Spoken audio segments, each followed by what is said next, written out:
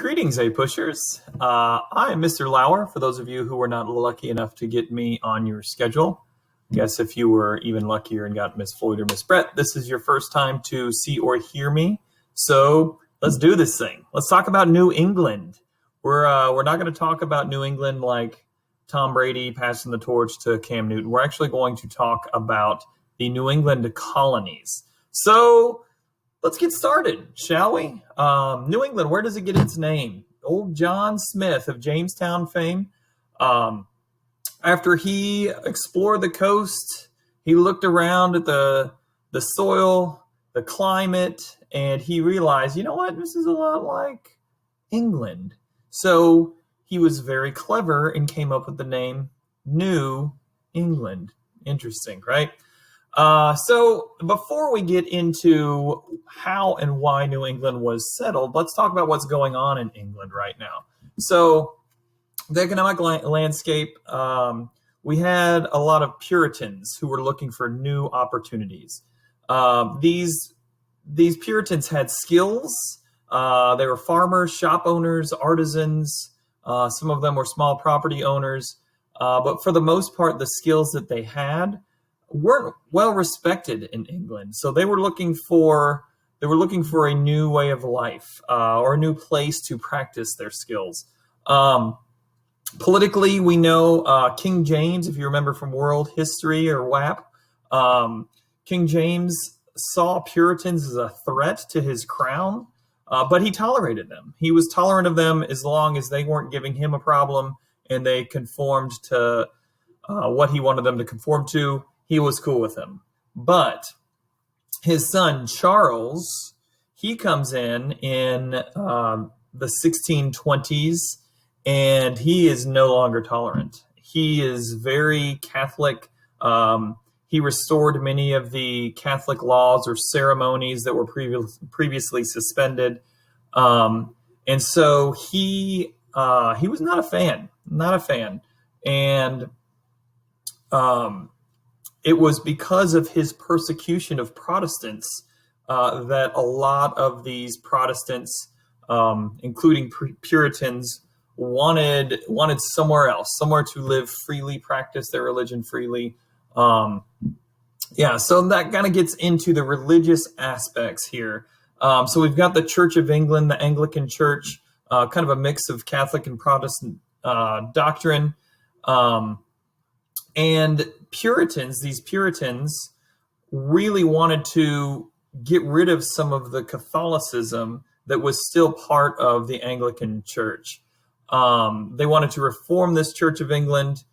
They believed that all godly men were spiritually equal. And then you had the even more devout Puritans, the separatists, who wanted only the saints, only the visible saints to have membership into the Church of England, only those who had a conversion experience. We'll talk about that a little bit more later. And they even vowed to break away from the church. So we have all of these reasons for people wanting to get out. You see here King James himself, and then his son on the glorious steed, Mr. Charles, who was, like I said, not a fan of the Puritans, was a fan of purely Catholicism. So we start to see a strategy for planting these New England colonies. And the people who first came over to settle the New England colonies were unlikely immigrants. Most of the 7th century English immigrants who had come to the New World were single men. They didn't have a lot of prospects in the mother country. They didn't have a lot of skills, maybe. And so they came over just looking to make some money, make a new life. But now we start to see established families, entire family units come over, people who could pay their way, people who were ready to just pick up and leave and not look back, whether it be for any of those reasons we just mentioned. But it was because of this that the New England colonies start to have this sense of unity and community, because there are these families We have a balance between the sexes instead of just single men coming over. And so this actually creates more social stability amongst the New England colonies, and even allows their population to grow a little bit faster. These colonists also generally brought rather than bought servants. Some of them were families who worked for themselves, and if they had servants, indentured servants, they came with them. And so let's talk about the first time that they came to the New World. So these separatists, these Puritan separatists, also known as pilgrims, they first attempted to flee England into the Netherlands, Amsterdam, and Holland. And after about 10 or 12 years living in the Netherlands, they wanted out because the Dutch were way too crazy for them. They danced, they drank alcohol. They were just too tolerant of some of these sinful acts that the separatists believed were taboo. And so the Pilgrims then negotiate with the Virginia Company to settle in America. They want to settle south of the Hudson. The reason they didn't want to go before, the reason they go to the Netherlands first, is because it was unsafe to travel all the way over to the New World. I mean, the trip itself could sometimes be life-taking. But they've also heard the rumors that there's starvation in the New World. There are native attacks. So all of this, they said, you know what, let's start by going to the Netherlands. And then they're like, no, we're out. We're out. This is too much, too crazy for us. So let's give it a shot. And so they set forth 100 passengers, led by a man by the name of William Bradford, were at sea for 65 days, and they're headed towards Jamestown. And they're like, we're going to go and we're going to be with people who have already established a colony. So we are going to be safer because there will be people there who can kind of walk us through what this whole living in a new world is like. And they miss. They end up far north here in Plymouth. Okay, you see there? And so after surveying several places, they choose a site on the shore of Plymouth Bay, and technically they weren't supposed to be there. They had this charter from the Virginia Company that said, "Hey, you're going to settle in this land down here south," and they don't get there. So technically, they're squatters. They have no legal right to settle there, and so they have to come up with a way to live together peacefully, have some kind of order. And so the leader, William Bradford, kind of sat down with a lot of the other men. Women, you did not get a chance to sit at the political table, so to speak, back then. And I know we're still working towards equality today, but back then it was like, hey, if you are a man, if you own land, then hey, you have a voice. And we'll get to even more of that when we establish these New England colonies. But at this time, they sit down and they actually write out this framework for self-government, and it is known as the Mayflower Compact. And so the Pilgrim leaders draw up this Mayflower Compact, and it's basically this simple agreement to form this crude government.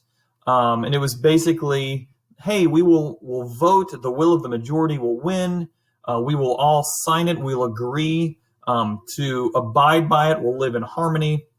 And this is actually a genuine step towards self-government in the colonies. So what's the destiny here of the New England colonies? Okay, it's not good at first. So 44 people died the first one. Remember, I told you a little over 100 people were there. So 40% of them die in the first winter. And the rest were determined to stay. And they actually, the next year, start to prosper. And one of the main reasons they start to prosper is the help from the natives. The tribes around them were more friendly. They became friends with them. Actually, one of the tribes around them, one of the chiefs was Squanto, and Squanto taught them how to live, how to survive in this land, how to actually plant their own food. And it is after this that they celebrate with the first Thanksgiving. William Bradford provides leadership for over 30 years. They never really grow large economically, and they were very large spiritually and morally. A lot of what they established in that sense lived on from the Plymouth colony. But they were able to survive and actually become successful, like I said, because of the help from the natives, because the climate was colder, so there was less spread of disease. We had these workers coming over who actually had a strong work ethic and could actually live a sufficient life on their own, building and planting. And there weren't a lot of external threats at the time in Plymouth colony. And they also had this self-government, this Mayflower Compact, that allowed them to get along and work through. Okay, now let's talk about the second New England colony, and that is the Massachusetts Bay Colony. And this was a colony that was chartered by a joint stock company. I know we talked about joint stock companies last class, and in this case, it was the Massachusetts Bay Company. And what we should talk about first is the Puritans. We talked about them earlier. They were pissed at King Charles, and they started to leave in droves, and this is called the Great Migration. And in the 1630s, about 70,000 Puritans left England because Charles was, I almost said a word that I shouldn't have, but he just wasn't a very nice guy in terms of how he treated the Puritans. And so about 20,000 of these Puritans come to Massachusetts Bay over time. And initially, this joint stock company was owned by wealthy Englishmen that wanted to pursue profits, like was going on in Jamestown. But when these Puritans bonded together, a man by the name of John Winthrop kind of took over, and he was the leader of this band, and he bought a lot of the stocks, and he took the charter with him because he thought once the king gets word that this is a big group of Puritans heading out, that he might revoke it.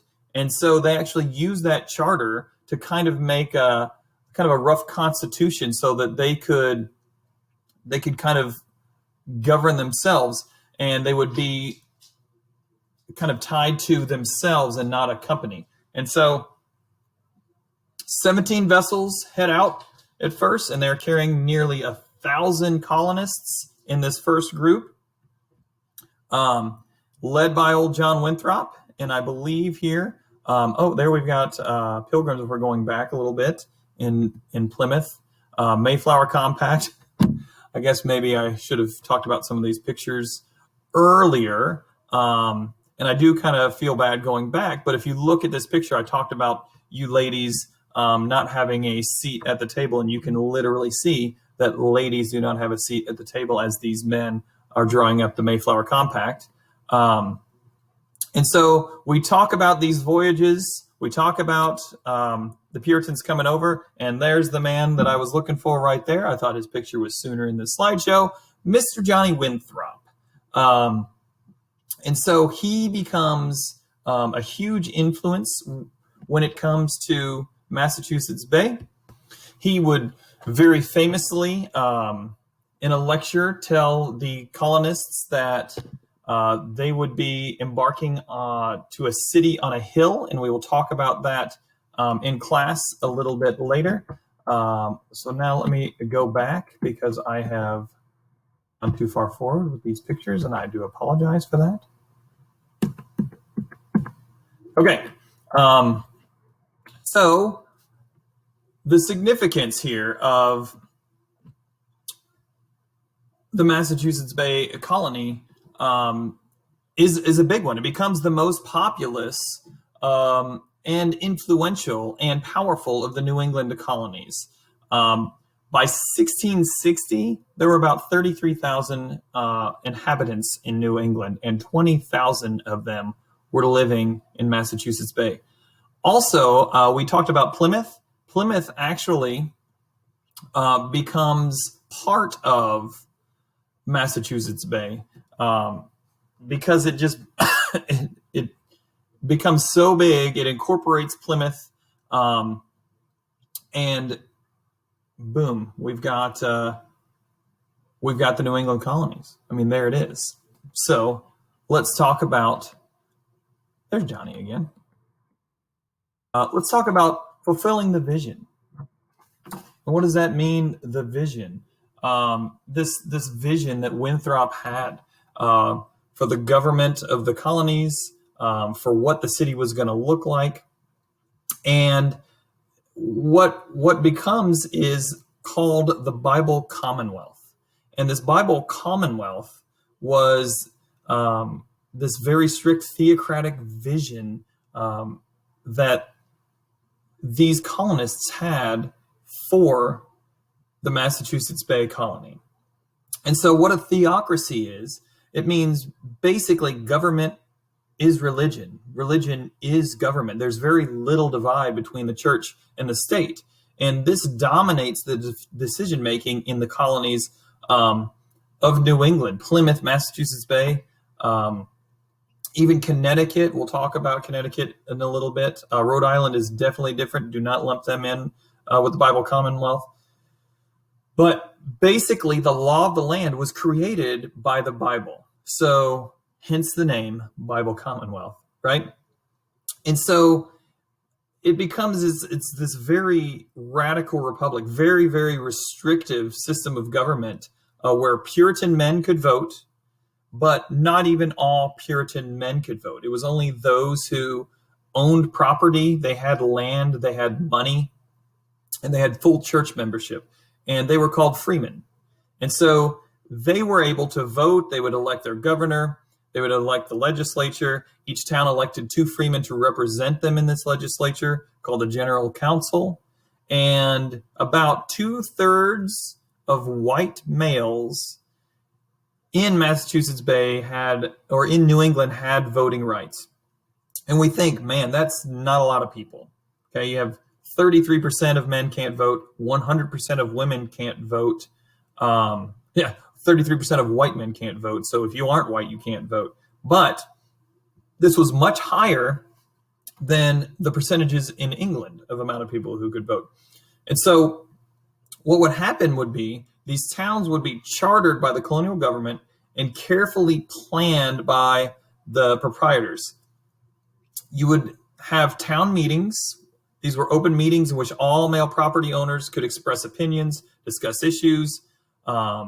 Sometimes they would vote by a show of hands.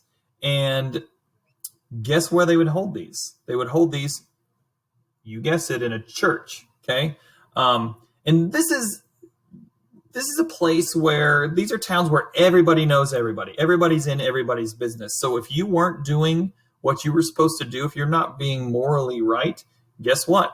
In the town meeting, that could come up, and your next door neighbor would say, hey, I saw so-and-so not going to church. And we'll talk about that in just a second, because the government was structured and designed to sustain this model society dedicated to the quote unquote proper worship of God.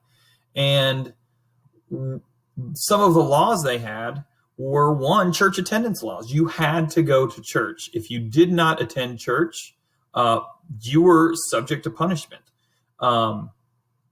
You had to pay taxes, and those taxes were collected to support the church because the church was the government. You had to be literate. They promoted being literate because you had to be able to read the Bible, to understand and know what it says and believe what it says.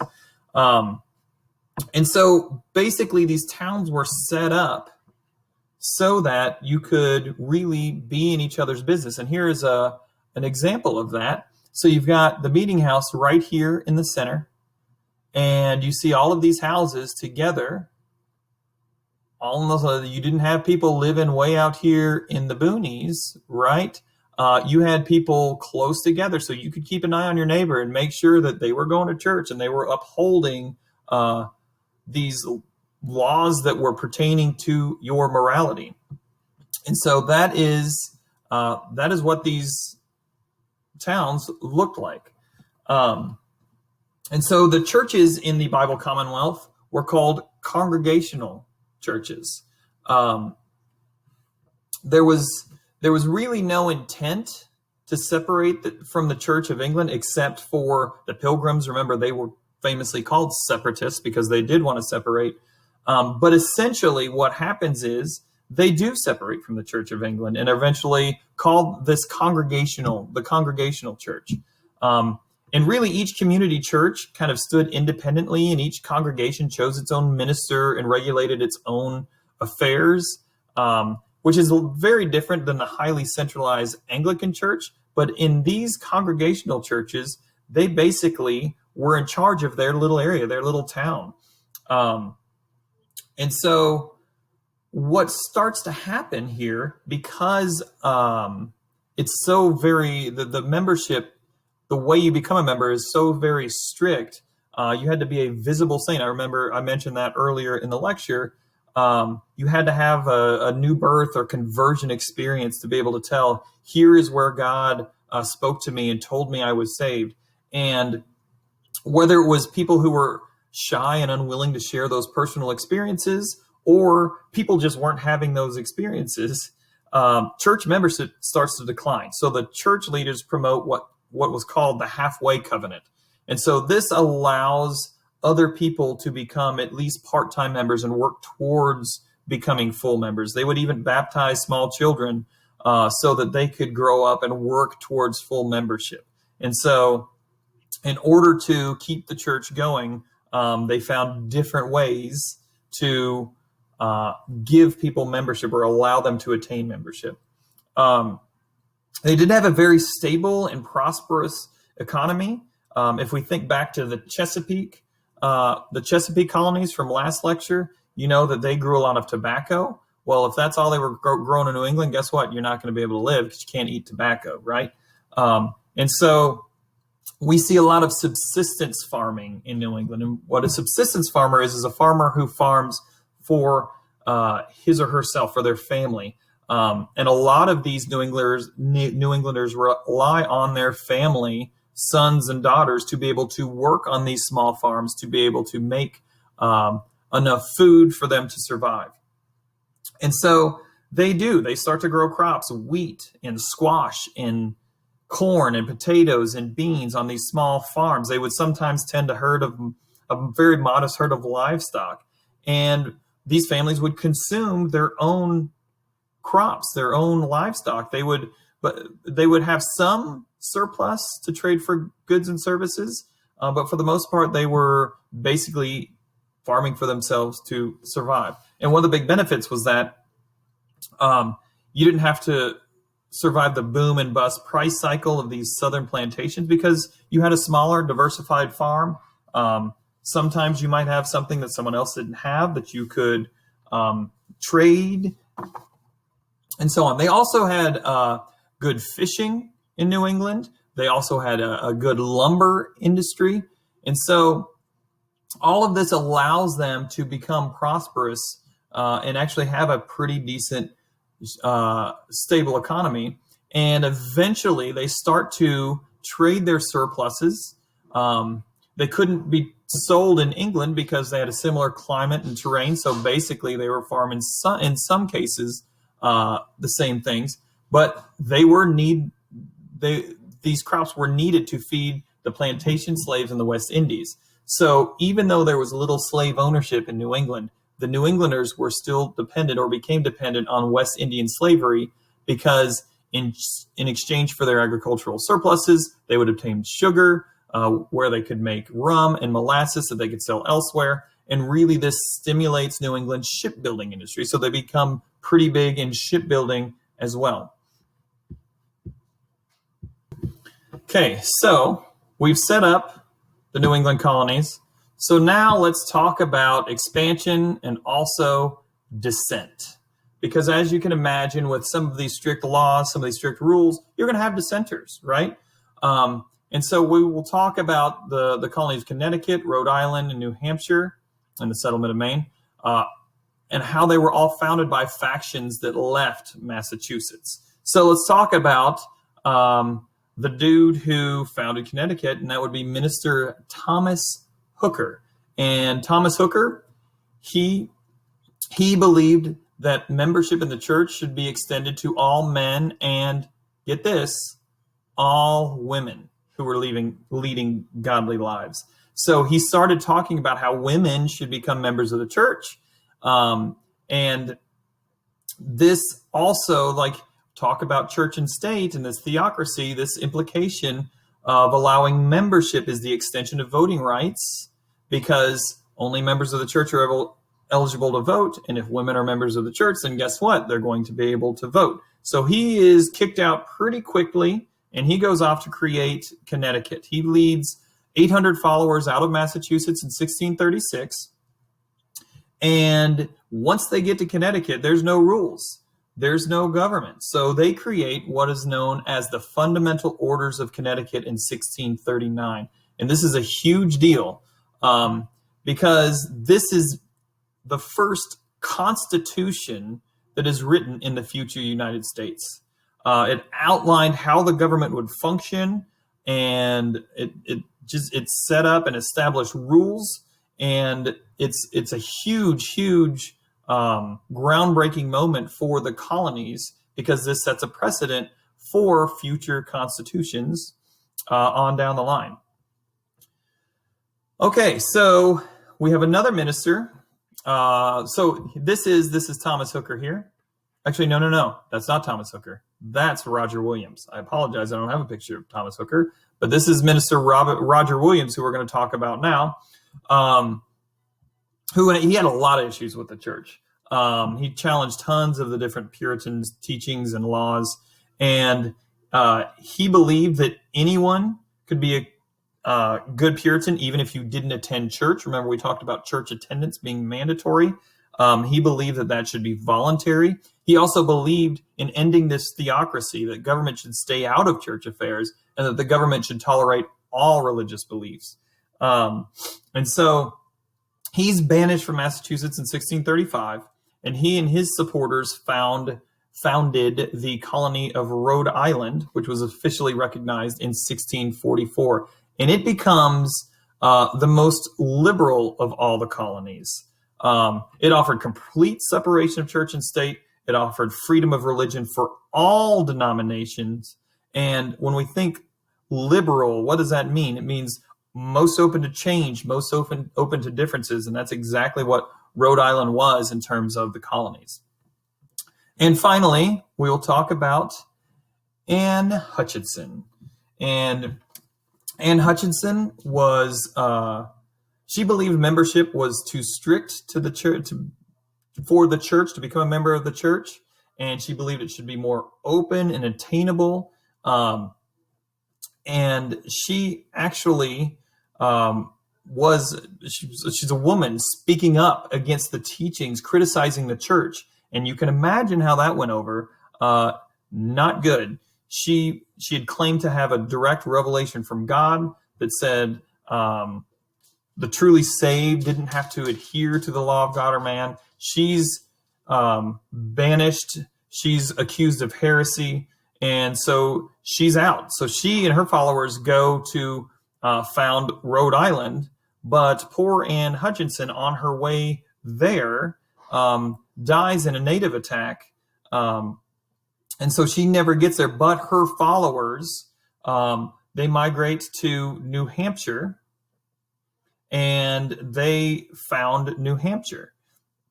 And they obtained their own charter in 1679. I believe they went to. I said they went to found Rhode Island, which was not true. They were going to Rhode Island because it was safer. It was more liberal. They end up founding New Hampshire. So I'm sorry, that was a little bit confusing.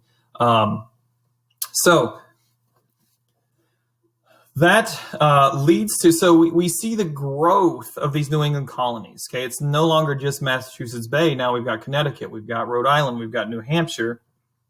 And this groundbreaking thing happens that these colonies get together and form the New England Confederation. And basically, they're looking at the North, and they see threats from the French. The West, they see threats from the natives. South, they see threats from the Dutch. And so this is kind of a military alliance that they all agree to get together, have each other's back. And it's kind of the first of its kind in the colonies. We start to see these colonies get together to work together to, who knows, potentially become one. So,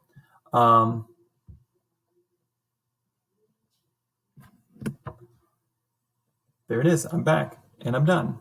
So thank you for tuning in. If you have any questions, ask Miss Brett, Miss Floyd, myself. But until next time, see you guys and gals.